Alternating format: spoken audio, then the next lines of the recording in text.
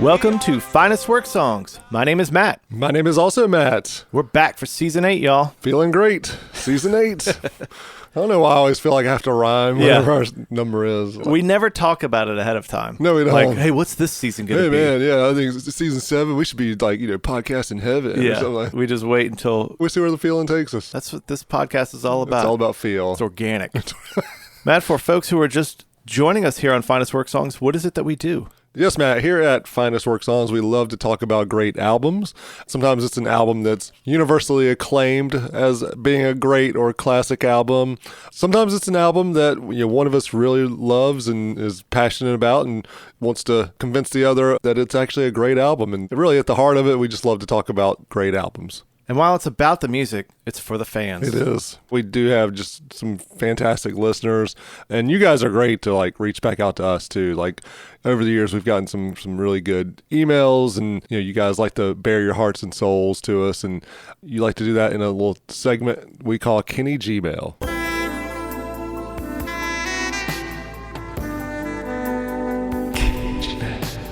If you're a longtime Finest Work Songs listener, then you're probably in on the gag at this point. You've probably surmised that, they're not always, quote unquote real emails. Well, they're all real. I mean, they're real emails. I mean, they were really maybe not from us. real people. Yeah, that's true. That's a good point. But for kicking off season 8, we're really excited because we really did want to share a genuine email that a Finest Work fan sent to us, and so we really appreciate it. I'm not going to give out the name. You know who you are, but this person wrote to us right before the holidays. So this person writes, Matt and also Matt, which I love that I'm just also Matt, by the way. I'm not Matt anymore. I'm just also Matt. I'm like secondhand Matt. No way. Yeah. You're the beloved. Yeah, well, tell my family. This person writes, I discovered your podcast a few months back when randomly searching for Driving and Crying on the old Apple podcast, and now have completed listening to every last stinking one of them, culminating appropriately enough with the annual Christmas episode. I just wanted to say thank you. Sincerely, I know that all of that big Arby's and assorted vape store ad revenue is enough to keep you going, but in case it's not, I just want to ensure you that you're doing good in this world. I'm about the same age as you guys, born and raised in the Southeast. I'm a big music lover with way too many of the same shared experiences that y'all have, i.e. loving R.E.M. and Radiohead, ordering the Legend album for a penny on Columbia House, poring over D&B lyrics in college, etc. I'm 99% certain that I even had a Silk CD. This one? That's the one. You've made my Atlanta commutes much more enjoyable over the past 4 months. The worst part is that I'll have to now wait a few weeks in between episodes. Not anymore. We're back, baby. That's right. We're back. Anyway, thank you for reintroducing me to what have become my 2 favorite previously overlooked albums of 2022, Sound and Color and Modern Vampires in the City. Nice. Thank you for the underrated epipod containing Roman Candles, O Tall Tree. The Wee Hours review is an all-timer album for me, but this brought me back to a record that I liked, yet likely underappreciated, and Matt's take on Big Light hit me hard. I'm going through a tough time in my life / marriage relationship, and the fill up these 4 walls with old memories line killed me. I realize that you probably won't read this. That's what you think, as it will probably be buried in spam. Fair point. Yeah. But one to send anyway. Talking music with you guys would be a blast, but listening to you doing it is the next best thing. Keep it up, boys. We really appreciate that. That means a lot. That was so cool that somebody would take the time to share that. We've talked about this before. We keep it light, but we realize, man, we're all going through some stuff. Mm-hmm. We have our ups and downs, and so we do this as a way to have fun with one another, but we really do care about folks, and when we do talk about these things, we do think of y'all. Absolutely. Well said. Matt, that was so heartfelt. Let's do another one of the heartfelt. One of the good emails where people burying their souls. Yeah. Okay. Let's see here. Here's one. This is in reference to our Metallica and Justice for All epipod. Okay. No name on it, but this person writes, there's some evidence that large doses of soy may encourage cancer cells to grow in these tissues. Wow. Like you said, people are going through some dark things. I mean, that's... How much soy is that person eating? Popping soybeans like candy. I feel like I need to look into this a little more. I'm not up on my soy causes cancer research. Might need to look into that one. What would that be called if you don't believe the earth is round, you're a flat earther? Flat earther. If you're like a soy boy. Soy boy? Oh, you're one of them soy boys, are you? Yeah. Anyway, we don't mean to laugh. This one wasn't quite as heartfelt. No, but I mean... It was in the right place, though. They care. They don't want us... They know how much we are drinking soy milk here while we do this. That's right. Yeah, they know that Big Soy would not want us to find out the truth. Well, thank you. Thank you for that. I mean, I guess, the Injustice for All album is really about, keeping people down and conspiracies. So it's in the pocket. Yeah. It makes sense. That's right. What if that was like Lars Ulrich sent us that email? We missed it. All right. Season 8. Yes. As we are moving along, Matt, we often come up with some new ideas. We got to keep this relationship fresh sometimes. Yeah, so we got to mix it up. Spice things up in the pod room. I was reading Cosmo the other day in line. 10 ways to spice things up with your podner. So we have a new segment for y'all. This is called Share Time.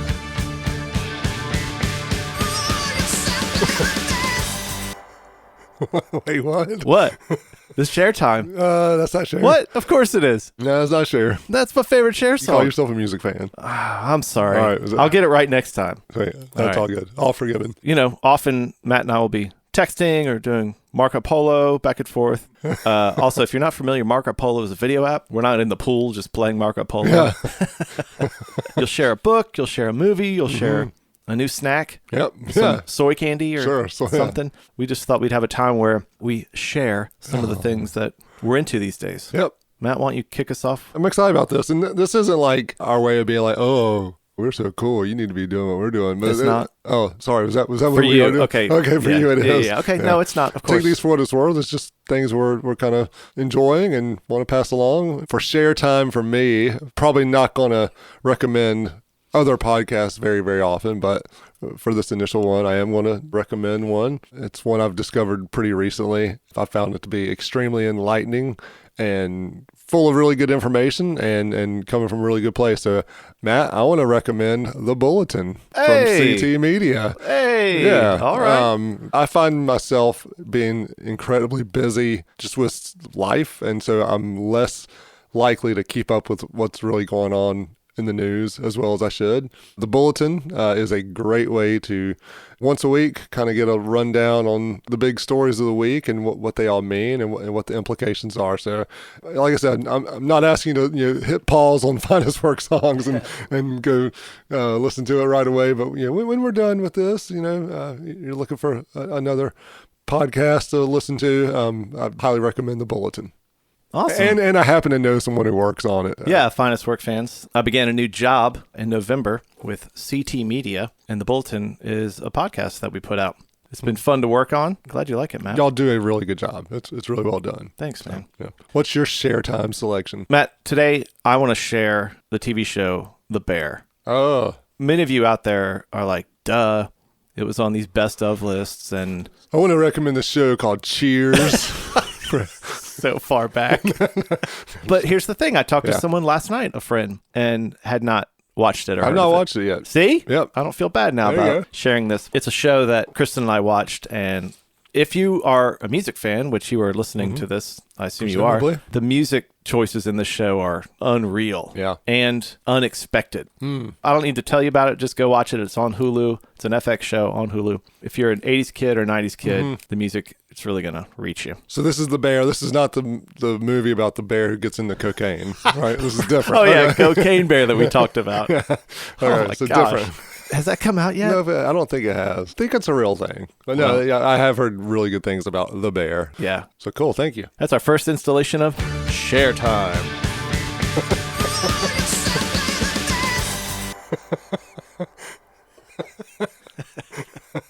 Matt, to kick off season 8, who is it that we are reviewing today? Today we're going to be talking about Tracy Chapman's debut album, Tracy Chapman. But you can say, baby, can I hold you tonight? Baby, if I told you the right words, at the right time, you'd be mine. If you have listened to the show, I think I've mentioned at least 4 times in the past year that we need to do Tracy Chapman. Yeah, you have. Keeps coming up, and we'll find out why here today. But before we do, we always like to begin with our memories. Matt, what is your memory of Tracy Chapman? The music that I was really into at this time. I probably still enjoyed Guns N' Roses and, a lot of hard rock and that sort of thing. But I was really starting to get into socially conscious stuff. Like, R.E.M., Green comes out in 1988. And right. Midnight Oil's Diesel and Dust was probably a year before. And, you've got globally conscious environmental bands and things going on. To have someone like Tracy Chapman doing these like socially conscious songs wasn't like a crazy thing to me at the time. It was kind of in the pocket of what I was into. Yeah. What I'll say is, even as big as Fast Car was, it was never a song that like just grabbed me. I don't know, maybe it's the monotony of the riff or something, but I don't have time. But I don't really care. Mom, where's my skateboard? Where's my Hot Pocket? I was also really into more like louder stuff. Yeah. And so there's a little bit of like regret that I didn't like gravitate towards it more, particularly as I've listened to it this week. I feel like I missed a lot of the impact of Tracy Chapman at that time. Looking back and listening to it more now, I have a ton of respect for what she did and what this album is about. Yeah. What's your memory? Matt, growing up, like a lot of kids, I just wanted to go fast. Yeah. And my dad drove fast. He had a really souped up car. Mm-hmm. But the last time I saw him, I was 10, and he said, if you ain't first, you're last. I took that advice to heart. Man. And so I devoted my life to going fast. I became a race car driver in the NASCAR circuit. Sure. I became successful. I became the best. Wow. It was quite the ride. And then there was someone who rose up and challenged me. Ooh. I got overzealous in trying to beat him and crashed. Oh, man. Yeah, I had a long recovery, and then when I got back out there, I just couldn't do it. Yeah. My deadbeat dad shows up and decides to train me and try and get me ready. Yeah. I was like, I was born to drive a fast car. And he's like, son, speaking of fast car, have you heard of that new folk singer? Oh, yeah. Tracy Chapman? Yeah, he's big in the NASCAR scene. Yeah. She's really making a name for herself. Oh, Matt, wow. and that should be your warm-up music. And I was like, I always warm up to Kickstart My Yeah, Heart sure. by Motley Crue. He's like, not this time, son. And he played Fast Car, Wow. and it kind of settled my soul and Yeah. gave me the confidence to go race again. After the race, I went and bought the CD. Whew. What were some of the training methods your dad used on you when he got back in your life when you were kind of down? Do you remember what? Yeah, he put me in a car with a cougar. Whoa! That seems a little extreme. Can you imagine if he put him back in with an older woman? He's like, what are you doing, Dad? Well, I thought you battle a cougar. Oh, my gosh. I showed the older two girls that movie over the break because I showed all the kids Blades of Glory, and they loved it. Did they? Yeah. Okay. I had to fast forward some things. Yeah. Like, you always forget about scenes like, Yeah. oh, he's a sex addict that goes to a sex addict meeting. Right. That movie is funny that I remember. Okay. But they loved it so much and were going on, and they like Will Ferrell. And I Yeah. just said to the older two, all right, I got to show you something. If you like Will Ferrell, it's so funny. We were in a supper club with 3 other couples for many years. And we kind of like all ran out of recipes. So we're like, well, let's mix it up. So we started doing themed dinners where if you were hosting, you supplied the meal and then the others had to guess what the theme was. We did a round of movie themes. Charity and I hosted one. And You we guys did, picked the movie Swingers. We did. Yeah. Hey, everybody. Yeah, the yeah, theme yeah. is Swingers. We did Talladega Nights. Oh, nice. Everybody showed up. We had like Domino's, Yep. Taco Bell, Yep. Mountain Dew, and we did the whole "Thank you, dear baby Jesus" Yeah. prayer. My smoking hot wife, and all that stuff. It was great. I think it's his best movie. Okay, well, no, I don't know. Anchorman. Anchorman's Gosh, up there. that's tough. We could do Yeah. a poll on our Instagram, see what you guys think. Well, that's good. Good memory. So Tracy Chapman's debut album kicks off with Talkin About A Revolution.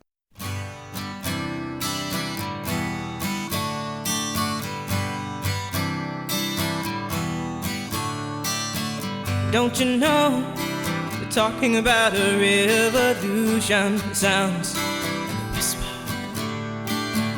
Don't you know we're talking about a revolution? It sounds like a whisper. While they're standing in the welfare lines,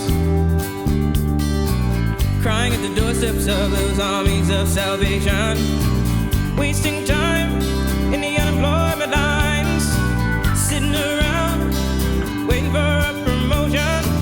Don't you know, talking about a revolution? It sounds whisper. Poor people gonna rise up, get their share. Poor people gonna rise up and take what's theirs. Don't you know you better run, run, run, run, run, run, run, run, run, run, run, run. Oh, I said you better run, run, run, run, run, run, run, run, run, run, run, run.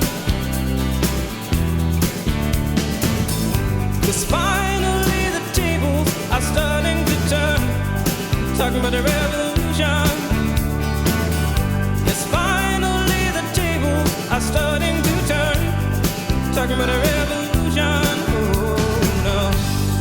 Talking about a revolution, while they're standing in the welfare lines,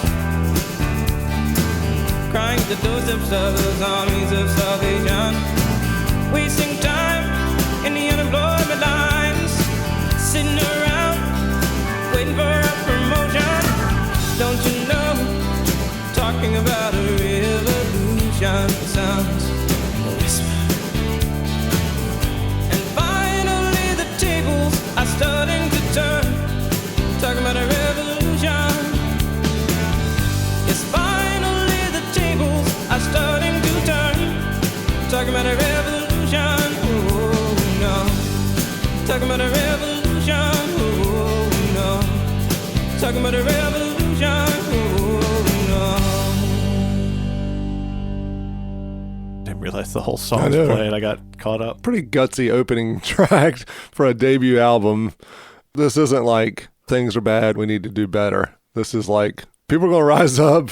You get that feel of like despair and incredibly tough times for a lot of people in mid to late 80s and economic despair and whatnot. It's kind of a catchy little sing-along, but man, some deep, dark subject there for sure. It's very in your face. Yeah, it's like punk rock. Yeah, exactly. This was covered by a German punk band, an English punk band.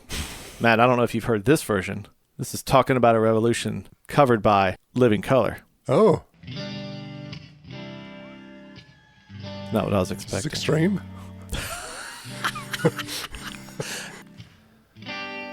Oh, we got to fast forward here.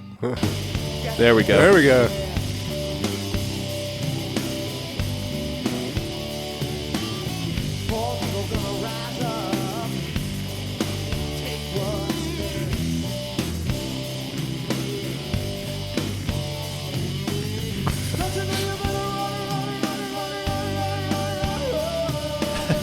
It's okay. It sounded like Vernon Reid was like, they were getting ready to go out. Hey guys, you ever heard that song Talking About Revolution? They're like, yeah, I think so. Yeah, I think I remember it. Let's do that Let's tonight. do that one right now. Yeah. That's terrible. No, that's not good. Oh my gosh. And Vernon Reid is so good. That guitar tone is unmistakable. Oh yeah. So 80s. And that was in 95. All right, next, Fast Car. Oh, I don't think I've heard this one.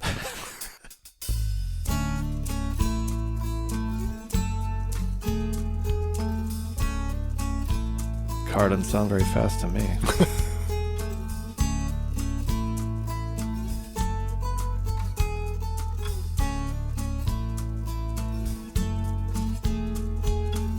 You get a fast car, I want a ticket to anywhere.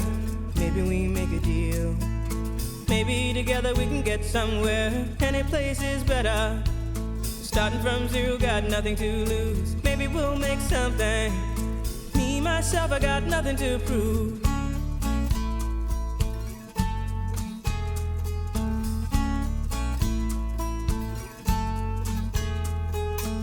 You got a fast car, I got a plan to get us out of here. Been working at the convenience store. Managed to save just a little bit of money. Won't have to drive too far. Just cross the border and into the city. You and I can both get jobs and finally see what it means to be living.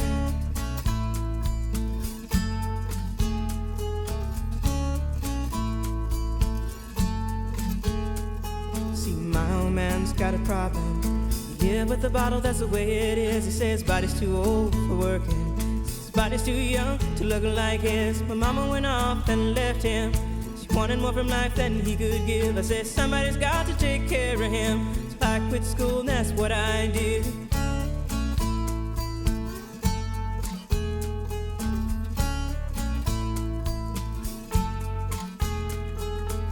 You got a fast car.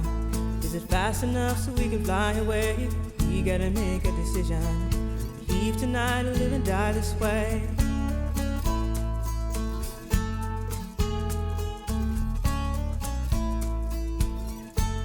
So I remember when we were driving in your car. Speed so fast I felt like I was drunk. City lights day out before us, and your arm felt nice wrapped around my shoulder. And I had a feeling that I belonged. I had a feeling I could be someone, be someone, be someone.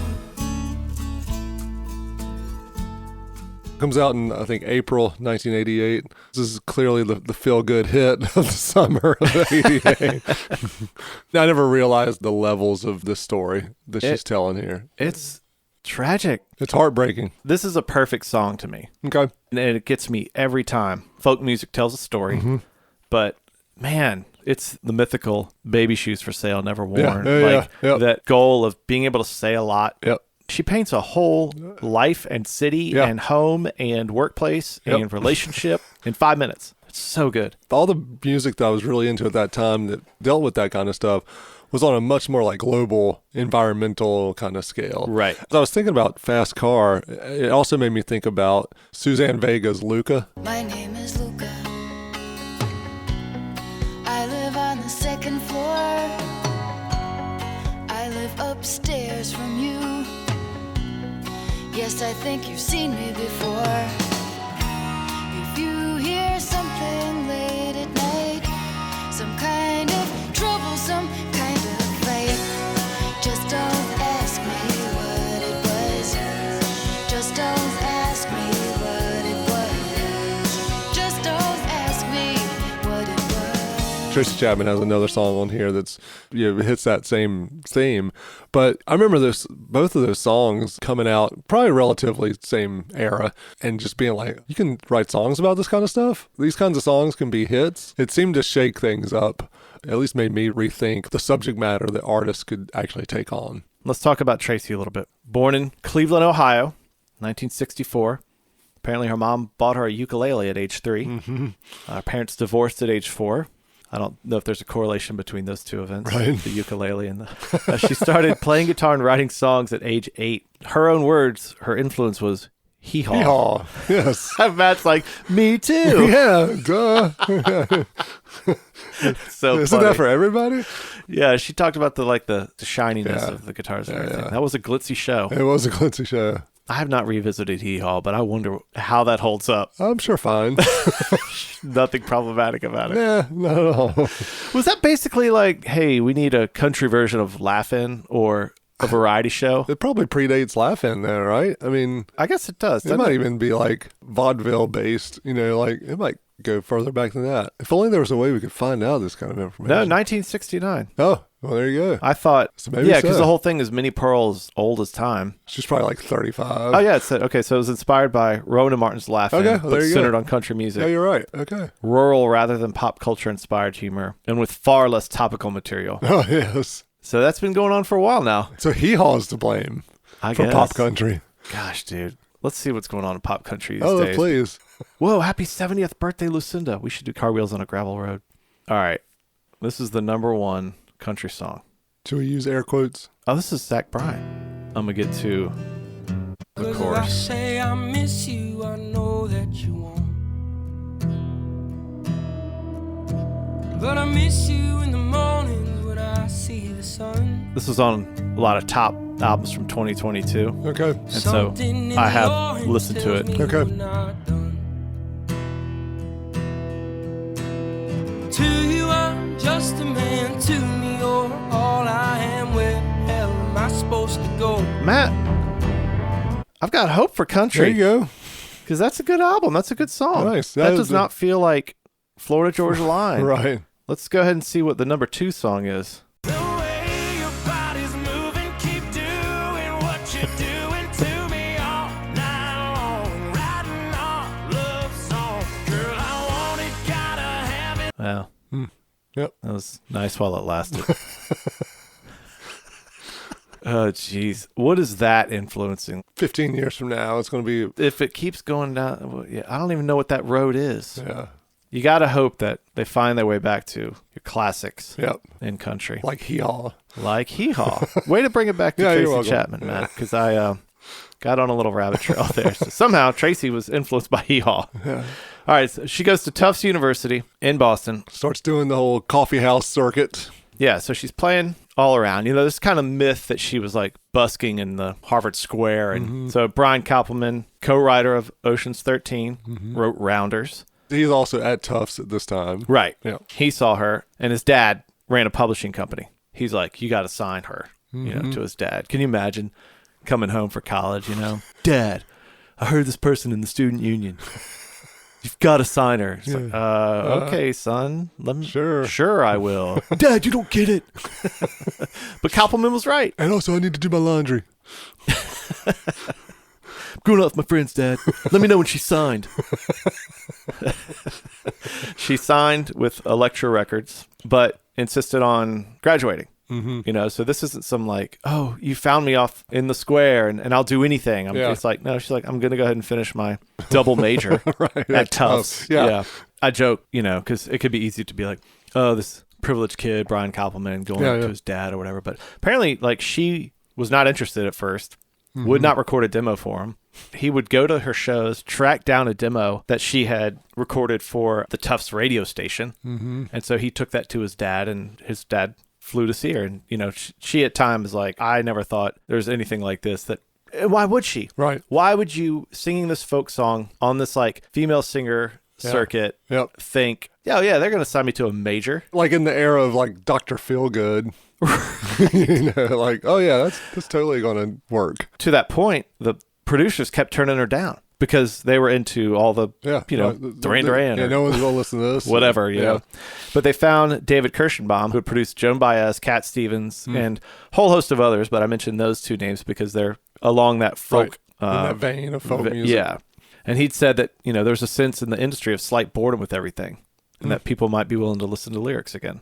Yeah. So she puts out the album, and this is what I don't understand. Somehow, she gets on the bill for Nelson Mandela's 70th birthday party. Right. As we've done before, when we start looking into things like the recording of We Are the World or the US Festival or whatever, there is just a whole host of wackiness. Yeah. So here's what we're going to do. We're going to go through a couple highlights of it. Okay. Listeners, we record in my basement office, and there's a TV. For the first time, we're going to do this audio, but I'm going to show Matt some of these clips so you can hear. Okay, so a little backstory, Matt. A guy named Hollingsworth was trying to put this concert together in the UK. So there's a ton of pushback. The people who are like, Mandela's a terrorist. This is a tall order. And he wanted Dire Straits.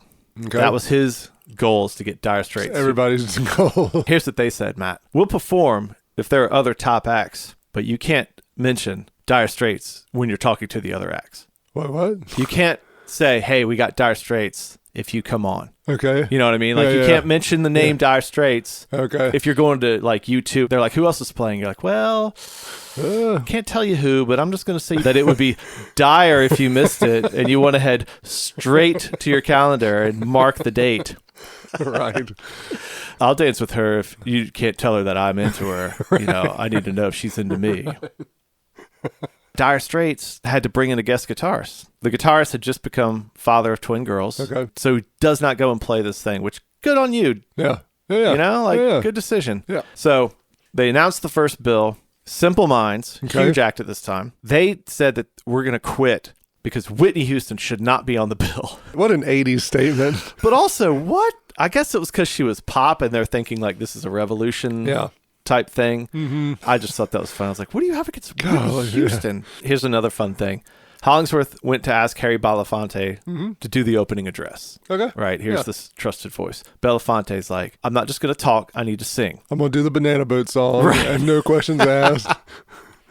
They went back and forth. A week later, they still held their ground. And Hollingsworth said, you can sing, but you got to get a category A artist like Springsteen or Jagger to sing with you. Okay. Belafonte's like, well, I can't do that, so I guess I'll talk.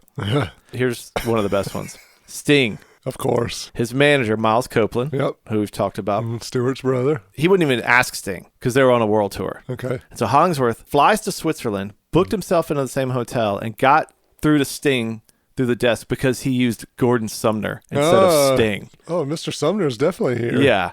And so he told him what happened. And he basically was like, I'll fly you and everybody there, an exact replica of your stage setup and all the instruments. Everything is going to be, you come in, you open the show, and then you leave. Yeah. Sting says, okay. Stevie Wonder. Yep. They couldn't get through to him no matter what. 3 days before the concert, he calls back and asks if there's space for him. And there was. There was a 25-minute time slot that had originally been held for Prince and Bono to sing a duet. Oh, my gosh. What song would they have done? Yeah. That, to me, does not... No one seems to know. Like, that's never been... I haven't heard. That's amazing. They both turned it down. Okay. Which, Bono? I mean, I know you're big, but you're turning down Sing with Prince? I don't know. Maybe it just wasn't your... Well, it seems like that's right in Bono's wheelhouse. Like, oh, I get to get on stage at a big festival for Nelson Mandela. You'd think. Like, that's like, he was born to do that. Yeah. Yeah, so that you Wow. two didn't play this. Yeah. Here are some of the highlights we're going to visit, Matt. Okay. George Michael. Of course. And he is singing Village Ghetto Land by Stevie Wonder. Right. Which Yep. we reviewed on our Exactly. Songs in the Key of Life epipod. Families buying dog food now. Starvation roams the streets. Babies die before they're born, infected by the green. Now some folks Man, say that we forget how good he was. Yeah. That voice, man. Yep. You know, because you end up thinking like, Wham, Yeah. Wake Me Up. Yeah. Last Christmas. He's covered Stevie Wonder and doing an incredible It's a really job. good job. Yeah. All of a sudden, it's like, jitterbug. Jitterbug. All right, next highlight I want to point out, Matt. Some African dancers, Eurythmics, Yep. height of Eurythmics. Oh, yeah. Let's see how this sounds.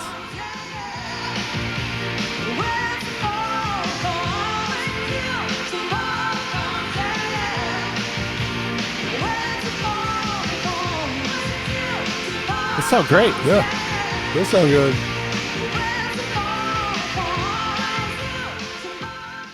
Okay, Matt, this is what I'm excited about. Okay. This is a guy named Lenny Henry Okay. who comes out doing an impersonation With Michael Jackson. of Michael Jackson. Watch this. Aber wen sehen wir? Also- Natürlich Lenny Henry selbst. Als der Meister selbst etwas dicklich für Michael. Forgot to tell you Und die this is Bewegungen sind auch etwas dumm. German recording. That's the only one I could find. But check him out. So he's basically doing a poor job of shaking and grabbing his crotch. Shit, I could never do that. Now, this is 74,000 people in Wembley Stadium. Okay, cut it. And there's like 2 small screens. Yeah. So listen to the audience. They barely respond to him. I said, what's happening, Wembley? 74,000. Say yeah! Say yeah! So, You know, who thought this was a good so many idea? people watching this all over The the 80s. world. 400 million people, and I'm not wearing any underwear. My Willie thanks you, ladies and gentlemen. Okay. Okay. So that again, the screens were not sufficient to show everybody what's going on. Right. So they can't see. They just hear I just hear this. Yeah. this comedian. Oh my gosh. We're almost to Tracy. And that guy comes on after Eurythmics. No, we need a comedy break. Yeah. And it's too serious. We need a lighthearted moment. About 3 hours into the concert, Tracy Chapman steps up.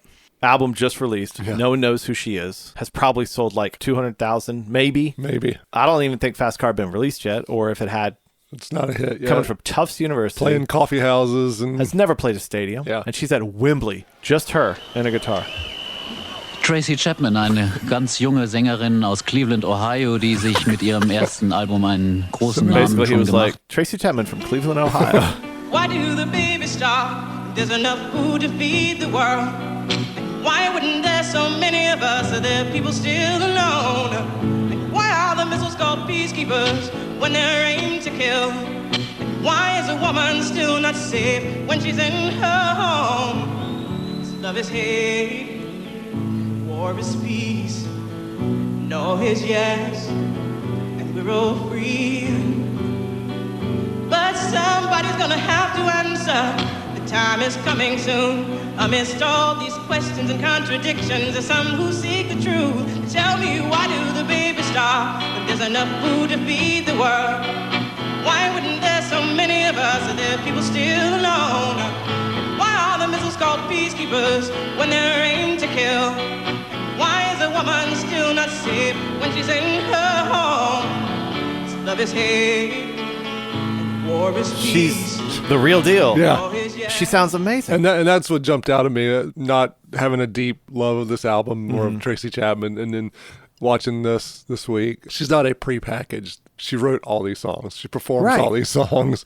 I think at one point, it may still be the case, like Fast Car is the highest rated song on the Rolling Stones list of all-time songs that's written and performed by a woman.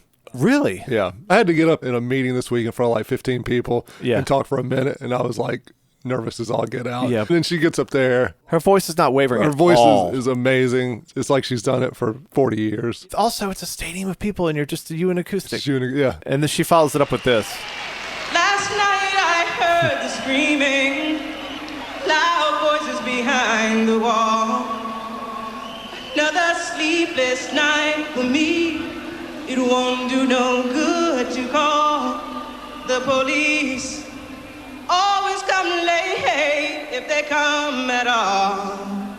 She's even having to deal with the echo, the bounce back, you know, like all of Just that. people talking, the sound of the 70,000 people. Yeah, and singing songs like "Why Are They Called Peacekeepers" when they're aimed to kill. This a cappella song about domestic abuse. Which also, where's Talking About a Revolution in Fast Car? Right. To your introduction to the world. It's not even Fast Car. Yeah, right.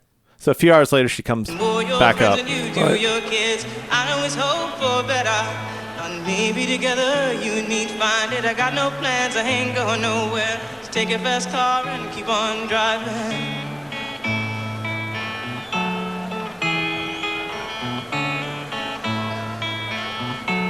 Yes, I remember when we were driving in your car. Speed so fast, I felt like I was drunk. City lights lay out before us, and your arm felt nice wrapped around my shoulder, and I had a feeling that I belonged. I had a feeling I could be someone. And the reason Tracy Chapman was back out there, right, there was a problem with Stevie Wonder's. Yeah, I think that might have been Which the time. is, again, one of these weird serendipitous moments. But does that mean that she would not have done Fast Car? Right. I think that's the way I understood it. Was like there's a glitch with something technical with Stevie Wonder. We need someone with a guitar. Let's talk about that, though, real quick. Stevie Wonder. Yeah. One of the greatest musicians in pop music ever, seasoned from a young age. Yeah. And he doesn't have his thing called a synclavier, which is like all the songs on memory. But if you're Stevie Wonder, just like, give me a piano. Yeah. And instead, he turns around, goes off crying. And so they go over to this 24-year-old with a guitar, and they're like, can you do more songs? And then she goes and does Fast Car. Right. And the rest is history. Right. Because Yeah. I don't think that the first two songs that she did would have. People will be talking about her. Yeah. Those are interesting songs she did, but they're not making her a star. You talk about like the big festivals and these kind of seminal moments in these festivals. And Yeah. the one that always comes to mind is U2 at Live Aid. Yeah. They did bad. And, you know, at the moment, the other three members of the band thought it was the biggest mistake they'd ever made. Yeah. And then the next day, it's all anyone's talking about is U2. Their performance. And their performance. And not that this is at the same level, but it's still one of those. Wembley. It's one of those weird things where it's like you've got a hiccup in the way things ought to be. There's this moment in time that someone reaches out and grabs it, and it's remarkable. Before this, maybe 200,000 sold or something. And then in the next 2 weeks, 2 million. Yeah. But also, again, who chose her song? She didn't do Talking About a Revolution or Fast Car in the first set. But she did the a cappella awkward song, which it's beautiful. It's beautiful. But you're at Wembley. Yeah. Here's Whitney. He can turn the tide.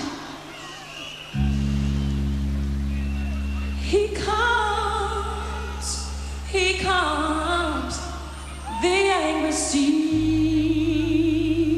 unreal. She does all her pop songs. Yeah. But she's doing this a cappella. People are screaming. She doesn't care. Yeah. Yeah. And she's singing a gospel song. Yeah. There's only one person in 1988 that could follow Whitney.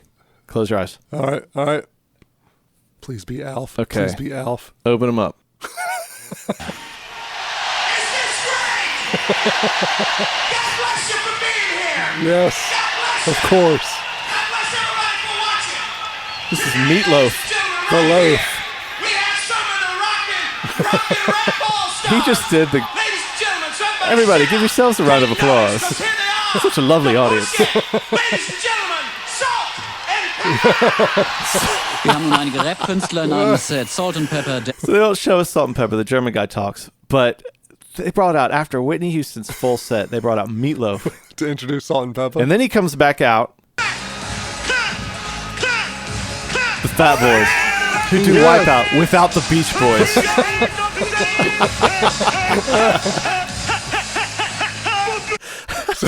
So all right, at this point, we're 4 hours into We're like 9 hours in.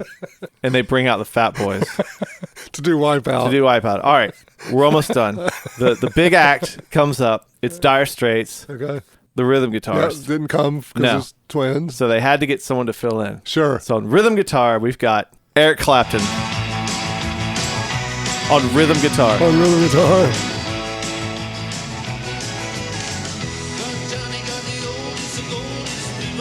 I'm watching this, and I spent some time with this. Matt. Okay, I can tell. Yeah. And I'm watching this, and I'm like, okay, certainly they're going to trade solos. You don't trade solos with Knopfler. No. He keeps Clapton on rhythm. He's given the saxophonist a solo in every song. I'm not kidding. I'll talk about this another time. Yeah. My 10-minute live version of Sultans of Swing. Yeah. The other rhythm guitarist gets some little solos. See?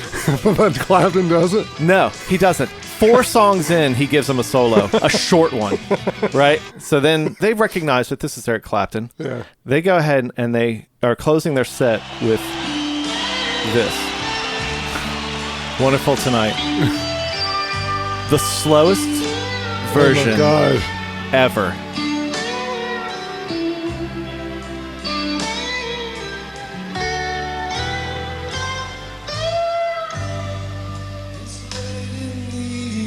Wow. Also, people have been staying there for 10 hours and you can do that. Here's the thing, Matt. The album track is 96 beats per minute. Okay. I tracked this one. Mm-hmm. It's 76 beats per minute. Oh my God. So just to show you, Matt, what it's like for some other songs to be 20 beats less per minute. Okay. Okay. Here's some other songs that are, If they were 20 beats slower. yeah. Okay.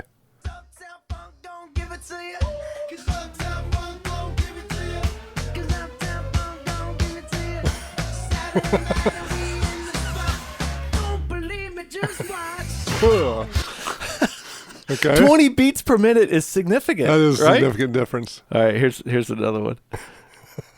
I do my hair toss, check my nails. That's Baby, how you feeling? It changes it. it. Completely changes It it. feels like a ballad now. I kind of like that though. Yeah, that one's kind of nice, that, one, right? that one works at any speed. All right, so as the name of our podcast lets everyone know, we are big REM fans. Tell me if you can recognize this one. Oh boy. Oh my goodness. It's so sleepy. I need a nap. I love hearing that snare. That would be hard to play. That'd be really hard to play. That'd All be right. harder than the original. Okay, so Matt, Fast Car was up for Song of the Year. Right. So was Man in the Mirror, by the way. Oh, But she that's- did not lose to Michael Jackson. She lost to Bobby McFerrin. I Don't mean- worry, be happy. You can't beat old Bobby Mack. Not that year. Not that year. That was his year. You know how they have Record of the Year and then Song of the Year, which Yeah, I yeah. still don't understand. It's like Car of the Year and Vehicle of the Year. Yeah. She lost both to Bobby McFerrin. So let's see what Bobby McFerrin would boy. sound like 20 beats slower.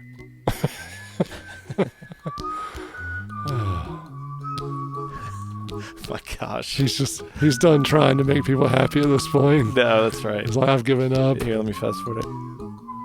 Here's a little little song I wrote. Might want to sing it. I don't think it would have been number one if it had been this slow. No, We couldn't have gotten through all the whistling. That made me think of other sort of upbeat, happy songs.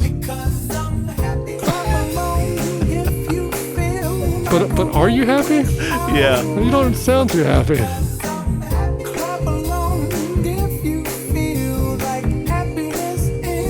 But similar to Lizzo, like It if kind it of has works. a beat. It kind of works. Yeah. Yeah. We got one more. One more. Okay.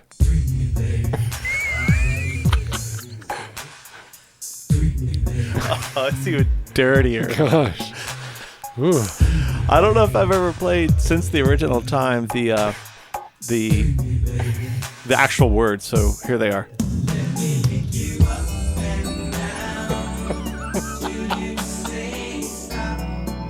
So there it is, Matt. Yeah, so getting back to it, like, is that really how you want to end the Nelson Mandela show with Wonderful Tonight? They've been out there for 10 hours, probably been standing up for 13 hours. I just would love to imagine that conversation between Dire Straits and Eric Clapton. Like, all right, we're going to do like 6 songs. Right. You're playing rhythm on 5 of them. We're going to end on Layla, and I'm going to just like shred. No. We're doing Wonderful Tonight. We don't know it that well, so we're going to go a little slower. And you holler out the chords to us. We're playing in like a week. Don't you guys have time to learn it? I've learned your songs. Yeah. Oh, man. No. We're Dire Straits. You haven't done Unplugged yet? It's not your time. Listeners, this is the time when we challenge one another to remove a song. Yeah. And so Tracy Chapman, she's going to stand up with confidence the next time you have to do a presentation and just stone cold kill it. Yeah, and they're going to demote you, but hire her. So, Matt, what song would you remove? As beautiful as it was at the Nelson Mandela birthday, I would remove Behind the Wall. Last night I heard the screaming, loud voices behind the wall. Another sleepless night for me, it won't do no good to call the police. Always come late if they come at all. It's beautiful. I mean, she really sings it so well, but it's such a dark, a cappella. And I feel bad even saying that because, like, it's an important subject. She's got such talent in so many ways. I just want to hear that elsewhere. What about you? What song would you remove? I would remove Mountains o' Things for one reason only.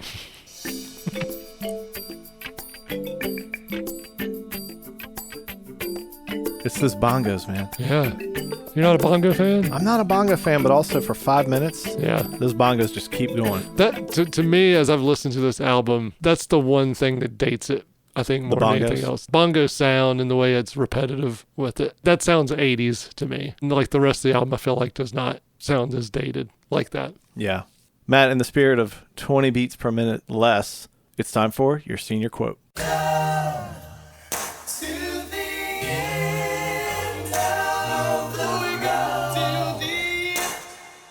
Senior year. Shut up, Kenny G.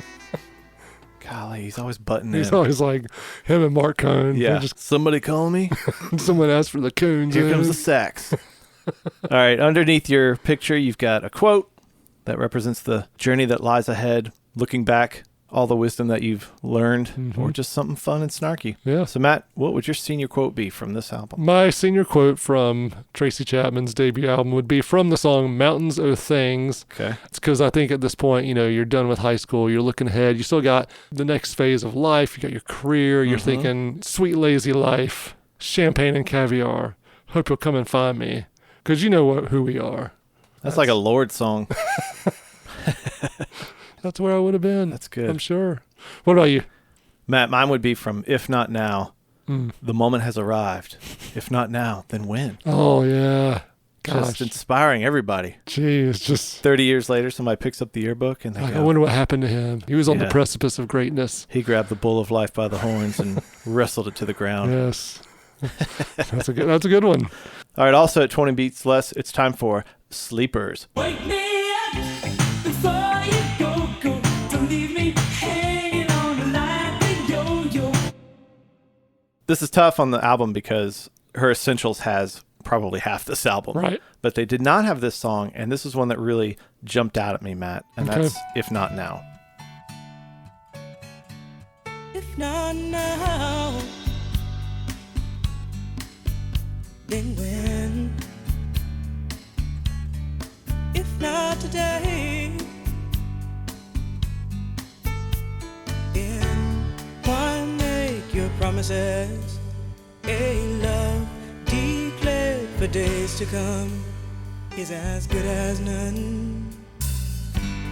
She uses her superpower of folk songs, not just to talk about the ills of society, but also to talk about the complexities of the heart. When you're dealing with essentially acoustic guitar and some basic foundational things, that lends itself to an album and a sound that can hold up well. But this is also 87, 88. This could have fallen to the trappings of some bad 80s production, and it doesn't. Yeah. Really sounds really fresh and really good even today. Are you listening right now? Hit us up on social media, whether it's Instagram or Twitter at Finest Work Songs. You can find us on Facebook and at our website, finestworksongs.com, and send us those emails, finestworksongs@gmail.com. And who knows, maybe we'll read, maybe we'll read one of your emails on a future Kenny Gmail segment. Until next time, everybody, here's another great Tracy Chapman song to take us out. Hey, babe. Anybody tell you that? Anybody tell you that? Anybody tell you that? You should take some time, maybe sleep on it tonight. You should take some time, maybe hear the words I say. You should take some time, think about your life. You should take some time before you throw it all away.